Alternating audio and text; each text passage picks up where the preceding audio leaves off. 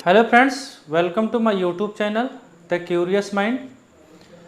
आज का जो हमारा टॉपिक है वो है scope of anatomy and physiology, जो एक एचएपी का पार्ट्स है जिसको हम बोलते हैं ह्यूमन एनाटॉमी एंड फिजियोलॉजी। ये एचएपी के फर्स्ट यूनिट है।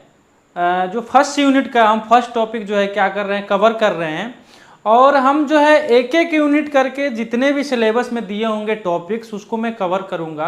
आज हमारा फर्स्ट टॉपिक है, फर्स्ट यूनिट का फर्स्ट टॉपिक है। अगर आप चाहें तो यहाँ से नोट्स भी बना सकते हैं या फिर इससे देख के अपना स्टडी भी कर सकते हैं। बाकी हम देखेंगे scope of anatomy and physiology के बारे में कि ये होता क्या है। तो यहाँ सबसे पहले जुड़ा हुआ है स्कोप। इसका मतलब समझेंगे scope of anatomy and physiology. जो एनाटॉमी है और फिजियोलॉजी है इसका स्कोप क्या है, इसके बारे में जानेंगे। उससे पहले हम जानेंगे कि एनाटॉमी हम कहते किसको है, एनाटॉमी होता क्या है, इसके बारे में जानेंगे। तो यहाँ पे एक पॉइंट दिया गया है कि anatomy is the branch of science which dealing with the structure, shape, size and locomotion of various parts. एक साइंस का ऐसा ब्रांच है जिसके अंदर हम structure, shape, size and locomotion मतलब जितने भी पार्ट्स हैं बॉडी के, इसकी हम क्या करते हैं, स्टडी करते हैं। जैसे एक एग्जाम्पल के रूप में देखा जाए तो हमारा बॉडी क्या है, पूरा एक एनाटॉमी है और इसके अंदर जितने भी आर्गन्स है, ऑर्गेनेल्स हैं। सपोज करिए ये बोन्स है, बोन्स से क्या है, मसल अटैच है और ये अटैच्ड होने के बाद क्या बन रहा है, एक बॉडी बन रहा है। अगर इसकी अंदर की बात करें तो पहले क्या बनेगा, सेल, टिश्यू, आर्गन, उसके बाद से क्या बनेगा, आर्गन सिस्टम, तब जाके हमारा एक बॉडी तैयार होता है। वैसे ही एनाटॉमी के अंदर में हम क्या करते हैं, structure, shape, size and locomotion की स्टडी करते हैं। जैसे कि हमारा बोन है, बोन जो है, बोन से हमारा क्या होता है, मसल अटैच होता है और फिर ये मूवमेंट भी करता है या फिर जैसे हम इसको चलाना चाहते हैं वैसे हम इसको चला लेते हैं। ठीक है, अब देखेंगे study of anatomy is called gross anatomy. ये बहुत इंपॉर्टेंट क्वेश्चन है, एक नंबर में ये पूछे जाते हैं कि जो एनाटॉमी की स्टडी की जाती है उसको क्या कहा जाता है या किस एनाटॉमी के नाम से जाना जाता है। तो इसको हम ग्रॉस एनाटॉमी के नाम से जानते हैं। अब ये कितने टाइप्स होते हैं, दो टाइप्स के। पहला जो इसका टाइप है ये है माइक्रोस्कोपिक एनाटॉमी, दूसरा जो है ग्रॉस एनाटॉमी। तो हम पहले के बारे में देख लेते हैं कि माइक्रोस्कोपिक एनाटॉमी में क्या होता है और ग्रॉस एनाटॉमी में क्या होता है। तो जो माइक्रोस्कोपिक एनाटॉमी है इसके नाम से आपको समझ में आ रहा है माइक्रो। माइक्रो मतलब आपको पता है एकदम सूक्ष्म, जिसको हम क्या बोलते हैं, स्मॉलेस्ट, मतलब बहुत छोटा है, जो हमारे खुली आंखों से दिखाई नहीं दे रहा है। इसको हम क्या बोलेंगे, माइक्रोस्कोपिक एनाटॉमी, जिसके अंदर हम क्या स्टडी करते हैं, सेल्स और टिश्यू की। सपोज करिए हमारे बॉडी जो है बहुत सारे ऑर्गन सिस्टम से मिलके बना हुआ है।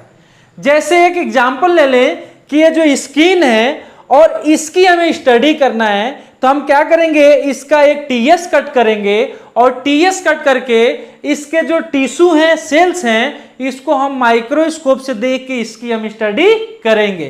तो ये जो स्टडी होती है ये माइक्रोस्कोपिक एनाटॉमी के अंदर में आती है।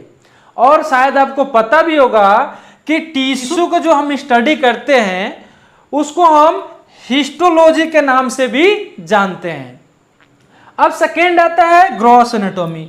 ग्रॉस एनाटॉमी को हम मैक्रोस्कोपिक एनाटॉमी कहते हैं। जैसे अभी आपने यहां देखा माइक्रो और यहां आ गया मैक्रो वर्ड।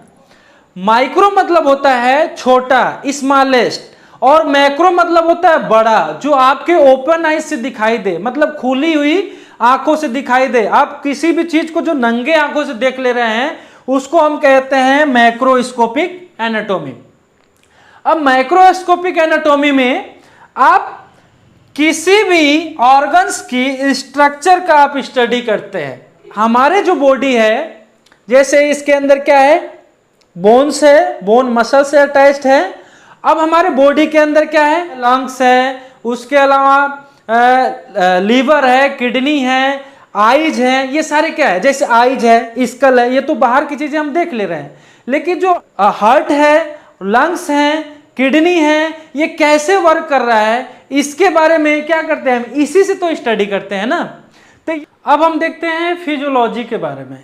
अभी हमने देखा एनाटॉमी के बारे में, अब देखेंगे फिजियोलॉजी के बारे में।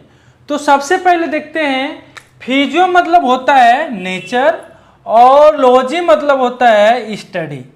जैसे हमने क्या कहा कि एनाटॉमी में हम जितने भी ऑर्गन्स हैं उसका स्ट्रक्चर, शेप, साइज, इसकी लोकेशन, उसका लोकोमोशन, ये सारी स्टडी कर रहे हैं। लेकिन फिजियोलॉजी में जितने भी ऑर्गन्स हैं वो कैसे वर्क करेंगे, उसका फिजियोलॉजी क्या है, ठीक है, इसके बारे में देखेंगे। तो देखेंगे physiology is the branch of biomedical science dealings with normal function of various organ in the body. जैसे अभी हमने आपको बताया कि फिजियोलॉजी के अंदर जितने भी ऑर्गन्स हैं इसकी नॉर्मल फंक्शन के बारे में हम स्टडी करेंगे। जितने भी हमारे बॉडी के अंदर ऑर्गन्स हैं उसके बारे में हम स्टडी करेंगे। जैसे यहां नर्वस सिस्टम की बात हो रही है, क्या है, नर्वस सिस्टम, तो ये मतलब ब्रेन की बात हो रही है।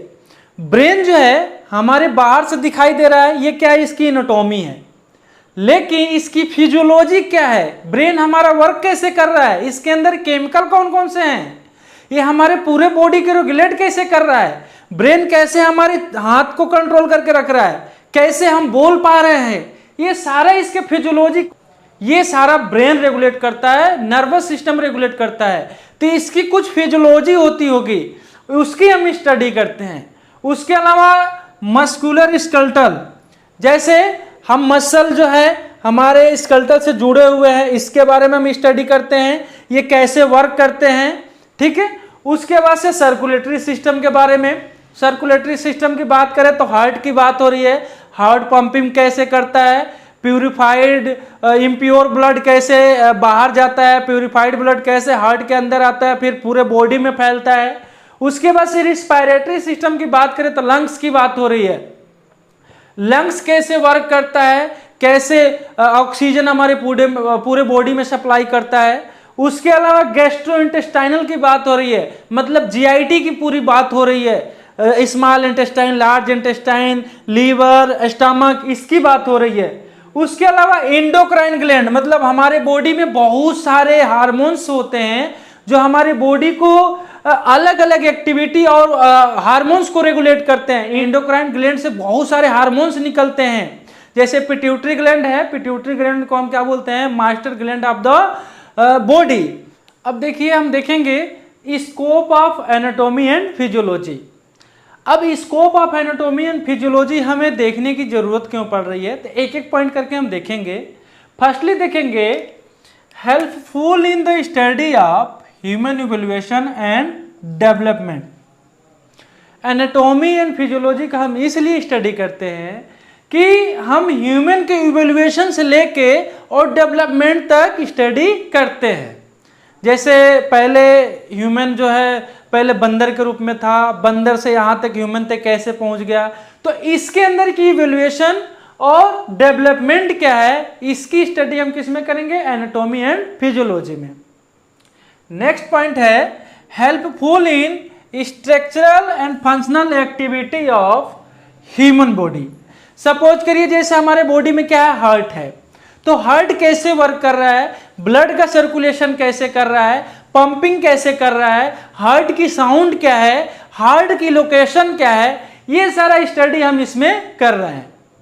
नेक्स्ट देखेंगे help in the mass of health. अब जैसे ये क्या करता है, हेल्प करता है स्टडी करने के लिए मास ऑफ हेल्थ। जैसे कई लोग ऐसे होते हैं जो दुबले होते हैं, कई लोग ऐसे होते हैं जो मोटे होते हैं, तो इसकी भी हम स्टडी करते हैं कि वो व्यक्ति मोटा कैसे हो गया, वो व्यक्ति दुबला कैसे है। ये सारा स्टडी जो है एनाटॉमी एंड फिजियोलॉजी के अंदर ही आता है।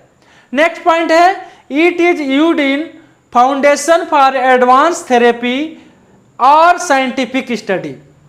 अब एनाटॉमी एंड फिजियोलॉजी के अंदर ही हम क्या करते हैं, एडवांस थेरेपी के बारे में सोचते हैं या साइंटिफिक स्टडी करते हैं। सपोज करिए जैसे अभी अपने यहाँ कोरोना था, पूरे वर्ल्ड में फैला हुआ था, तो उसका एनाटॉमी क्या था, सबसे पहले ये समझना जरूरी था। फिजियोलॉजी क्या है ये समझना जरूरी था।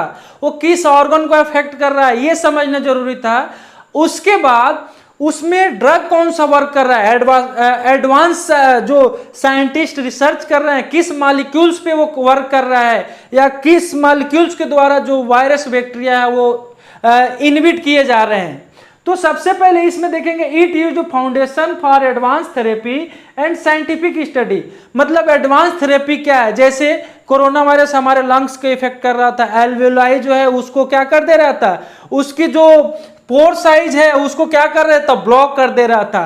तो इसको समझना और उसके अनुसार ही मेडिसिन प्रोवाइड कराना, ये सारा क्या है, एडवांसमेंट में आता है, एडवांस थेरेपी में आता है। ठीक है, उसके बाद से understand the physiological disease and pathological changes. अब हम क्या करते हैं, पैथोलॉजिकल डिजीज के बारे में पहले समझते हैं। कोई भी ऐसी बीमारी है जिसके बारे में हम क्या करते हैं, स्टडी करते हैं, और फिर उसमें चेंज क्या हो रहा है उसके बारे में जानते हैं। जैसे मान लीजिए हमें क्या हुआ, खांसी आ रहा है, खांसी आ रहा है तो किस वजह से आ रहा है, क्या चेंजेज हो रहे हैं। जैसे कई बार ऐसा होता है कि इसके अंदर जो ट्रेकिया है, ब्रोंकाई है, ब्रोंकियोल्स है, एल्वियोलाई है, कहाँ पे इन्फेक्शन हुआ, इन्फ्लामेशन हुआ, जिसकी वजह से क्या हो रहा है, हमें खांसी बार बार आ रही है। तो ये क्या हो रहा है, ये डिजीज है, हम देख रहे हैं। उसके अलावा फिजियोलॉजिकल चेंजेस क्या हो रहे हैं, फिजियोलॉजिकल चेंजेस में खांसी आ रही है तो उसमें क्या हो रहा है, या तो एल्वियोलाई में इन्फ्लामेशन हो गया है, ट्रेकिया में इन्फ्लामेशन हो गया, ब्रोंकाई में इन्फ्लामेशन हो गया है, ये सारे क्या हो रहे हैं, फिजियोलॉजिकल चेंजेस हो जा रहे हैं। उसके बाद से हेल्पफुल फॉर नॉर्मल पैरामीटर। जैसे नॉर्मल पैरामीटर क्या है, हमारा बीपी कितना होना है, शुगर कितना होना है, उसके अलावा टेम्परेचर बॉडी का कितना होना है। जैसे हमारे बॉडी में बहुत सारे बायोकेमिकल्स हैं, एसजीओटी, एसजीपीटी, बिलिरुबिन, हीमोग्लोबिन, ये सारे कितना इसके नॉर्मल पैरामीटर्स है, इसकी भी हम स्टडी जो करते हैं वो एनाटॉमी एंड फिजियोलॉजी के अंडर ही करते हैं। लास्ट है determine the techniques of surgery. अब ये बहुत ही मोस्ट इंपॉर्टेंट पॉइंट है कि हम जो सर्जरी का टेक्निक है वो कैसे डिटरमाइन करते हैं। सपोज करिए किसी पर्सन को यहाँ पे कैंसर हो गया, तो इसको कैसे हम बाहर निकालेंगे, कैंसरस सेल को कैसे हम कट करके बाहर निकालेंगे। तो इसके लिए भी टेक्निक है, हम बहुत सारा स्टडीज करते हैं। उसके बाद से हम देखते हैं यहाँ पे कोई ऐसा वेन तो नहीं है, ऐसा नर्व तो नहीं है जो हमारे ब्रेन को जा रही है और इसको कट जाने से हमारे बॉडी पैरालाइज हो जाए।